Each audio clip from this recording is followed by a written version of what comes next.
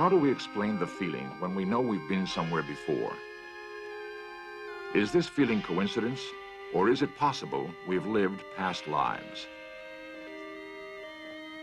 A woman in Scotland believes that she has lived before as a young king who died 450 years ago. Two sisters killed in a car accident are believed by their father to have been reincarnated as twins in the same family. Okay. And what is the action? I'm walking down a path in the woods. A woman undergoes regression therapy to learn about her previous life. As I'm walking, I start to feel that somebody's watching me. Is it possible to discover if we have lived past lives?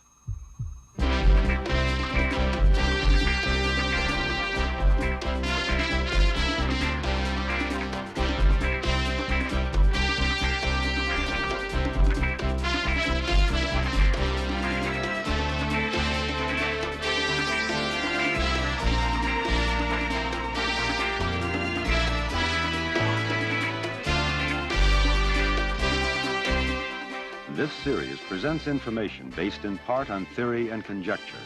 The producer's purpose is to suggest some possible explanations, but not necessarily the only ones, to the mysteries we will examine.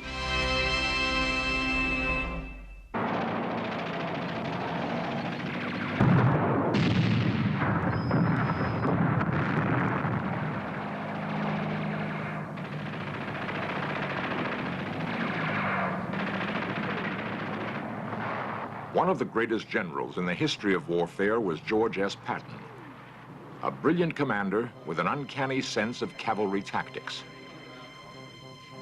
He was a philosopher and poet, and had a fundamental belief in reincarnation. Once, as he drove through the French countryside, Patton heard the sounds of a distant battle. He was certain he had fought here before, as the commander of a Roman legion, or perhaps as a Napoleonic general. General Patton's belief in reincarnation, in his timeless military experience, gave him the confidence that his decisions were right above all others.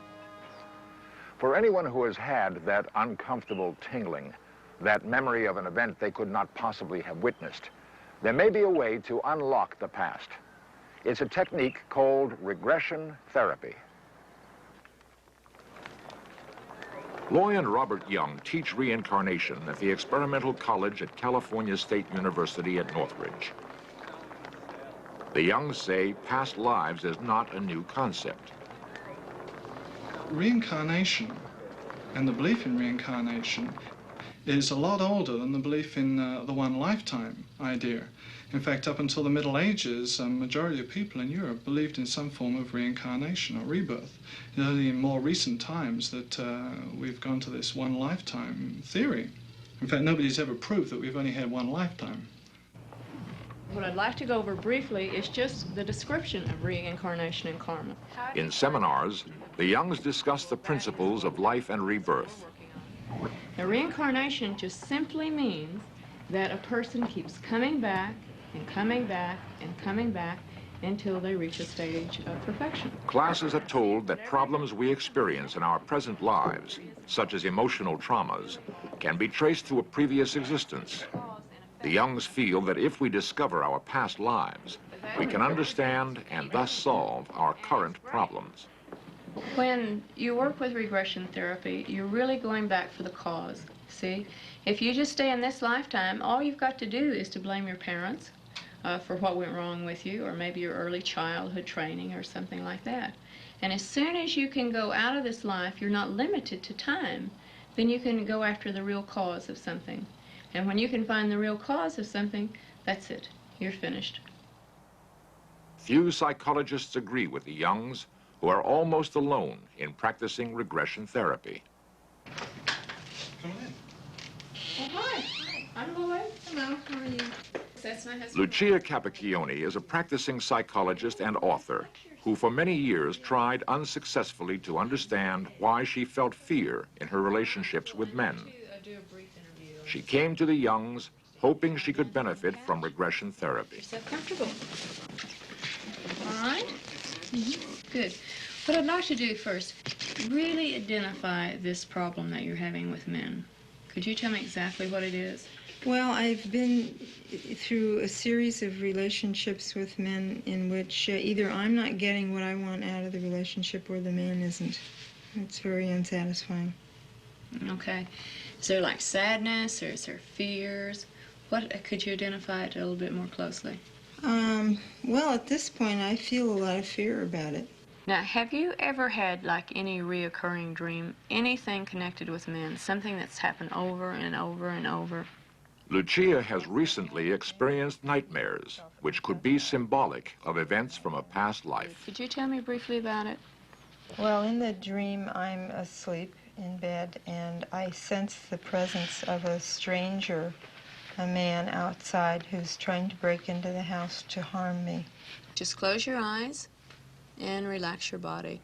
I don't want to give you the commands because I don't want you to go into a hypnotic trance in any way. The next phase begins with a series of sensory awareness exercises to completely relax Lucia's mind and body. And continue like that. These therapy sessions last for several hours. Now, if it is not in this life, then, if that's pretty sure nothing like that has ever happened, we need to focus out of this life now. Focus out of this life. Lucia says that the incident in her nightmare has never actually occurred in this lifetime. Therefore, Loy concludes that the cause of Lucia's fears could be hidden in a past life. Really use your intuition. This is the key moment in regression therapy. And there, right there. Okay. Loy must now guide Lucia back to a previous existence.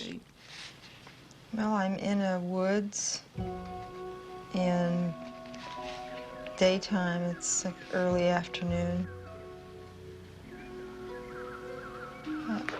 I'm a young girl wearing a long white gown of some kind. It feels like a Greek gown, yeah. Well, I'm walking down a pathway, and I feel the leaves under my feet, and I can hear them crunching. All right, let's move to the crisis part, and let's find out what happened. Well, as I'm walking down this path, I'm alone. And I sense the presence of somebody behind me somewhere in the trees. There's somebody there. It feels like there's somebody watching me. And I'm really scared. I don't know what to do because I'm alone. And I don't know whether to scream or run or... Stay with it. Just stay.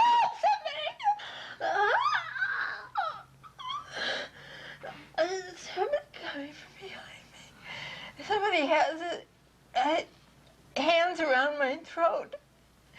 And I can't move. I'm so scared. All right, going through it.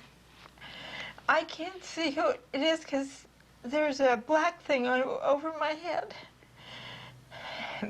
And I'm being pushed down to the ground. I can't see anything. I can't move. It was a man. That man killed me. Release that life now. Release and let the lifetime go. Mm-hmm. And you can slowly open your eyes.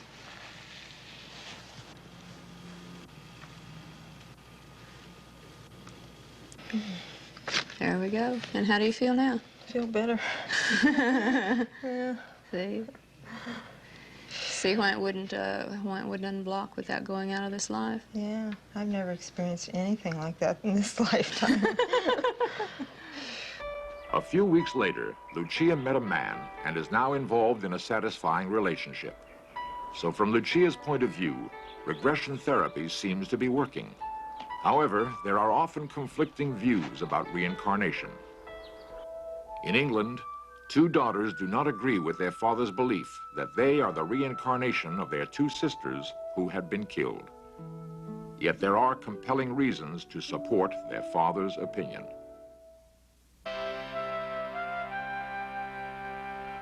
Scarborough, England, May 5, 1957. Joanna Pollock, aged 11, and Jacqueline Pollock, aged 6, were walking to church when they were struck and killed by a speeding motorist.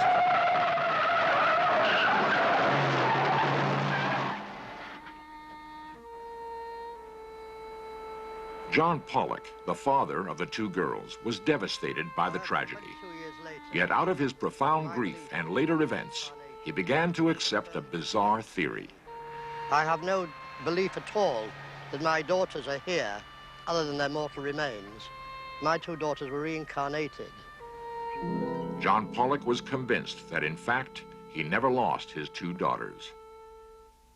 Following year, my wife became pregnant.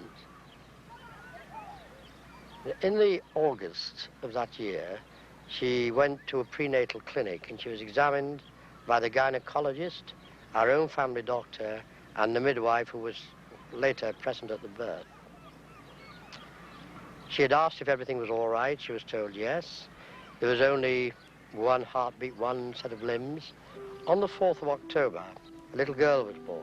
10 minutes later, to everyone's amazement, the second girl was born. I was amazed to see that the younger girl had a scar which went right across the forehead and into the right eye. The younger daughter, who was killed, had the identical scar. As the twins grew older, Mr. Pollock reports that unusual incidents strengthened his belief that the twins were the reincarnation of his first two daughters.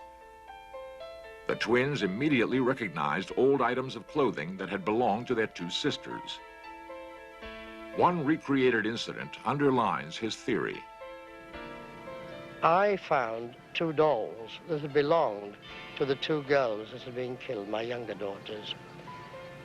The elder of the twins picked up a doll and said, "That is my Susan. I haven't seen her for a very long time." The younger of the twins went and picked up the other doll and she said, "That's my Mary, and I haven't seen her for a very long time." These twins had never seen these dolls in their life. They had belonged to their two sisters who had been killed.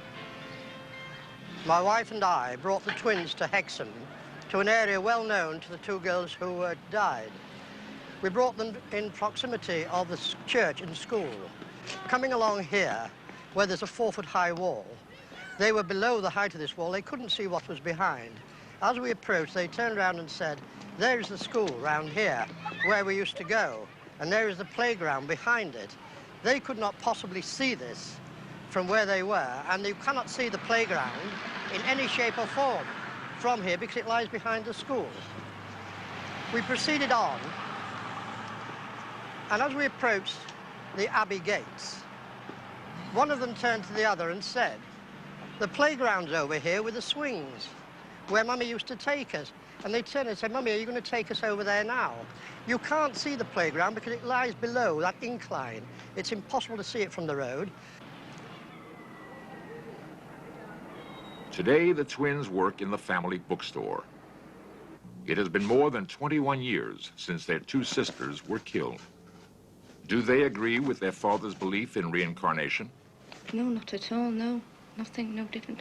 Sometimes I feel like I'm somebody else, not myself. I don't think of my sisters either, really. So, I mean, I've got no doubt that we haven't been reincarnated to come back as our sisters. From a series of unusual events, however, John Pollock has fashioned his own unshakable theory of reincarnation. That my two daughters, who had been killed, had been reincarnated, they'd been given back. They'd been reborn to us. Outstanding evidence to me, which I looked for, I wanted perhaps, I don't know. But it was given to me, and I accepted it as such, as proof. For many of us, the memory of a past life exists only as fragmented images appearing in our dreams. Yet sometimes these images are so vivid in our minds that we feel compelled to investigate. Can we possibly verify the existence of a previous life? Curus Abbey in Scotland, a favorite retreat for His Majesty King James IV of Scotland during his reign in the 16th century. Oh, yes, I know this place. And I'm sure this rings a bell. And I'm sure I've been through that gate. A.J. Stewart believes she is the reincarnation of James IV. There's the little slipe and passage. In Search of cameras were present when she arrived for her first visit to Curus. And if you listen very hard, you can still hear them singing. And it's only yesterday.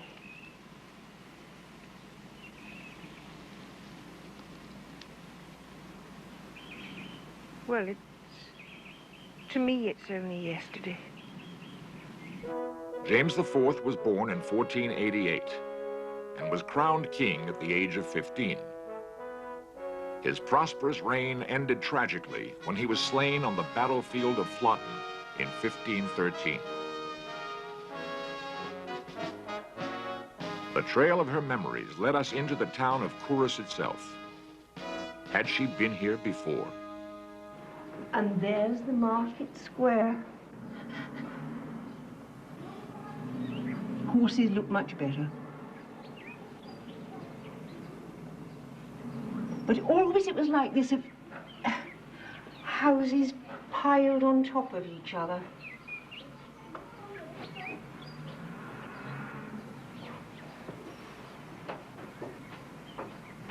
And always the roofs are like this. They're much later than my time, but... These observations, although interesting, do not provide us with any conclusive evidence of her past life. The next stop was Traquair House, 50 miles south of Curus. A.J. Stewart said she had never visited here before. As she searched her mind, she became aware of disturbing recollections having nothing to do with her own life. I have been dreading the journey down because I had an awful feeling it was going to look like I knew it did. And it does. The colouring on the walls is different. It was grey stone then. There was no harling. And I didn't approach that way. I came across the old road where I'm sitting now. How did A.J. Stewart come to believe that she was once a great king? Well, it's a gradual process. I'd call it a life's remembering and forgetting, and then the remembering again. And the very sudden confirmation of it was in 1967, when I'd been fighting very hard against these memories that had been thrusting through all the days of my life, and I've been trying to suppress them. We brought A.J. into the castle through the current entrance added after the death of King James. She said she was immediately disoriented and sensed that perhaps something was out of place. Her first impressions were correct, as this was not the entrance used by James IV. The king would have entered through the secret passage used only by royalty.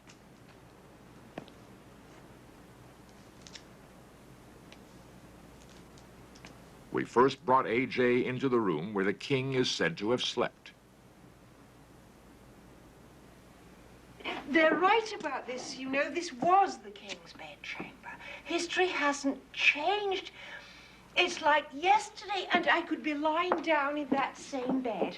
And the portraits, no, the portraits are after my time. These aren't my people, but the room is the height of the walls. That's right. And there's an oratory somewhere, is there not? There ought to be an oratory. The king used to address his subjects from the balcony off the bedchamber. This is the window to the oratory, surely. It must be. There's a window that's beyond, because always I must have an oratory. Like a departed spirit returning home, she describes the room as she says it had been in the king's time. And I know that fireplace, and there was a great... But is this a past life memory? or simply imagination. Not merely metal. There was a stone thing built round because we had to screen off the heat, because even in the basket you got this casting of the cinders and the things. But of course they were kind of silken rugs that were put down for the king, and tapestries. I've been down this stair before. Could A.J. Stewart, in a past life, have actually descended these steps, which led down a passageway to these stairs, which now lie in ruin, closed to the public? Or are all of her claims merely a romantic notion of history? It's a place that hasn't changed since my time. The ground always feels like home on places that I have known. No matter what is built on them, the ground will feel the same. Just occasionally I meet a house and I think to myself, this is not nearly what it was like. This is really home to me, and this is my home to me in the 16th century.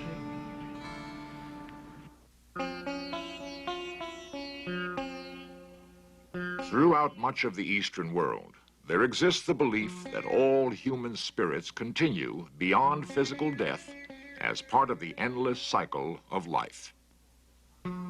This concept is foreign to most Western minds.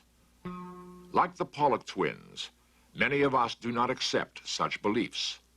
But for others, such as Lucia Capacchione and A.J. Stewart, the possibility of past lives is beyond question.